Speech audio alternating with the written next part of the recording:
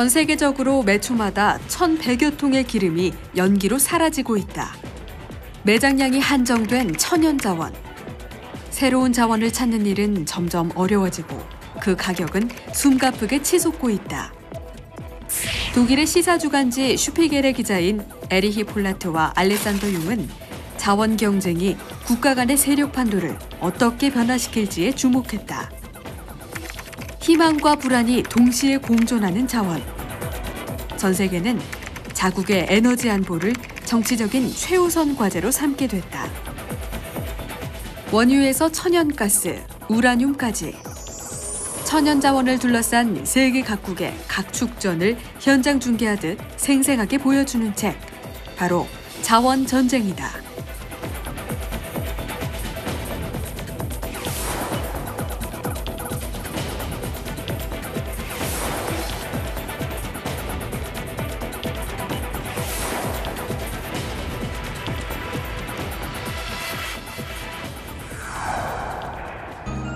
안녕하세요. 10분 만에 보는 책입니다. 그 어느 때보다 자원의 중요성이 커지고 있습니다. 세계 10위권의 경제력을 갖췄지만 자원의 대부분을 수입에 의존하는 우리나라 역시 에너지 안보에 비상등이 켜졌습니다. 에너지 공급을 둘러싼 세계적인 불안, 그 중심에는 미국과 중국의 경쟁이 있습니다.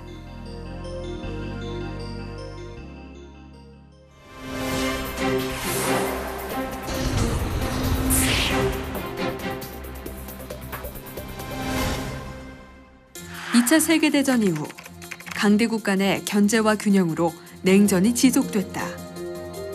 1991년 소련의 해체와 동시에 분쟁은 종식됐지만 저자는 우리가 살고 있는 이 순간을 새로운 냉전의 시대라고 부르는 것을 주저하지 않는다. 미국의 러시아 전문가인 앤드루 쿠친스는 20세기까지는 군사력으로 지도적 국가가 될 수 있었지만 이제는 석유와 가스가 국제적인 세력 관계를 규정한다고 주장했다. 자원 분쟁으로 세계의 권력 구조가 바뀌고 있는 것이다. 과거 냉전시대 경쟁국이던 미국과 러시아. 하지만 미국 정부는 지난 2006년 러시아가 강대국 반열에 복귀하는 것을 수용했다. 러시아의 엄청난 에너지 자원을 염두에 둔 것이다. 중국은 자원을 확보하기 위해 가장 공격적으로 나서고 있다. 오랫동안 석유 수출국이었지만 급격히 진행되는 경제 발전으로 현재 수요는 공급을 훨씬 능가한다. 석유와 천연가스 사냥을 위해서 일본과 영토 분쟁부터 미국과의 직접적인 대립도 꺼리지 않는 중국. 석유 부국인 이란의 미사일 개발도 계속해서 돕고 있다. 석유를 향한 중국의 갈증이 에너지 시장을 그 어느 때보다도 치열한 경쟁으로 몰아가고 있는 것이다. 자원을 둘러싼 분쟁은 어제 오늘 일이 아닙니다. 역사에 기록된 최초의 자원 전쟁은 기원전 4600년 전 이집트의 파라오가 구리광산을 얻기 위해 시나이 반도를 점령한 것이었는데요. 오늘날에는 경제 성장 속도를 높이기 위해서 땅속에서 자원을 끌어올리는 데 기술력을 집중하고 있습니다. 그 결과 석유 한 방울, 석탄 한 삽에 대한 가치도 함께 높아지고 있는데요. 우리는 지난 수십 년간 같은 질문을 던지고 있습니다.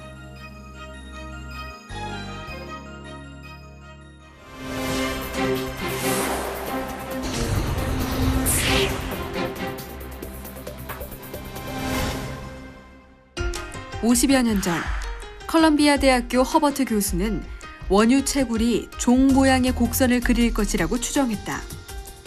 처음에는 채굴량이 증가하다가 어느 지점에 도달하면 계속 하강하리라는 것이다. 이 원유 전체 매장량의 절반이 소비되는 시점, 이른바 고갈 중간점 시기에 대한 전문가의 의견은 각기 다르다. 앞으로 5년에서 15년 후면 사실상 석유 시대가 종말을 맞을 것이란 주장도 있다. 저자는 매장량이 상대적으로 풍부한 석탄이 자원의 사용 수명을 늘리는 한 가지 대안이 될 수 있다고 말한다. 자원의 절대 매장량이 감소하면서 가격이 상승해 경제적인 가치가 낮은 광물도 개발하게 된다는 경제 논리에 기초하고 있다. 국제 정세나 국가 상황에 따라 공급을 위협받는 석유와 천연가스와는 달리 석탄은 전 세계에 고루 분포돼 있기 때문이다. 화석 연료뿐만 아니라 금속도 기술력의 발달로 그 가치가 높아지고 있습니다. 보크사이트에서 알루미늄을 얻고 규소는 트랜지스터의 주요 부품으로 전자산업의 핵심 자원이 되고 있는데요. 하지만 이런 지하 자원은 전 세계적으로 호주와 아프리카, 안데스 산맥에 집중돼 있고 그 매장량이 한정돼 있기 때문에 결국에는 불균형이 생기게 됩니다.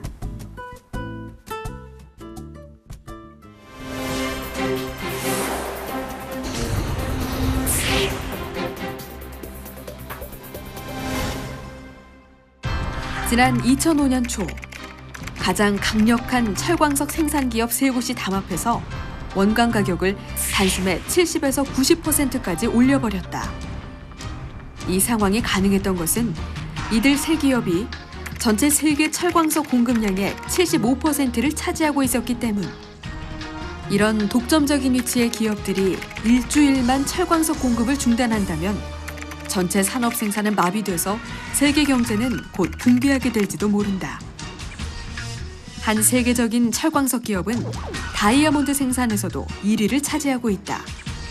또한 구리 생산은 세계 2위, 니켈 생산은 3위를 달리고 있다. 생산업체들이 규모를 키워올 수 있었던 것은 중소광산기업들과의 인수합병 덕분. 새로운 광물의 탐사는 힘겨울 뿐만 아니라 실패할 위험을 내포하고 있기 때문에 이미 채굴하고 있는 매장지를 인수하는 쪽으로 선택하는 것이다. 저자는 자원의 가격이 매년 빠르게 상승하는 것은 천연 자원의 고갈을 나타내는 것이라고 강조합니다. 때문에 장기적으로 봤을 때 세계의 희망은 새로운 에너지원, 그리고 재생 가능한 에너지원으로 향하고 있는데요. 우리는 어떤 준비를 해야 할까요?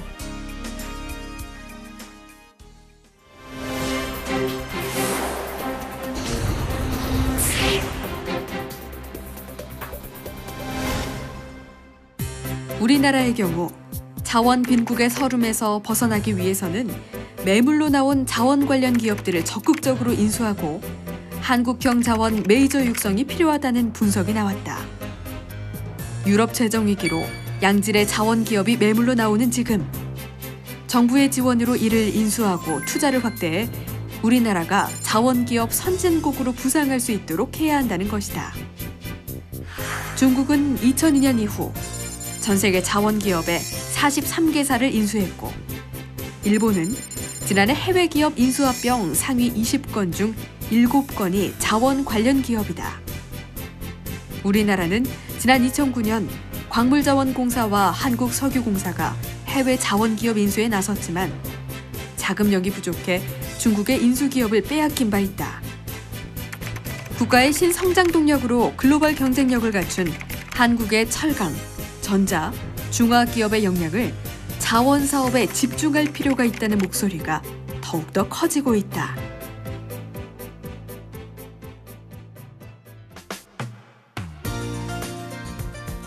값싼 석유와 천연가스의 시대는 지났습니다. 세계는 현재 바이오매스로 통칭되는 새로운 에너지 개발을 위해 자본과 기술력을 집중시키고 있는데요. 물론 미래 어느 시점이 되면 지하 자원을 대신할 수 있는 획기적인 에너지가 나올 수도 있겠죠. 하지만 분명한 사실은 개발 속도보다 더 빠르게 자원의 매장량이 줄어들고 있다는 사실입니다.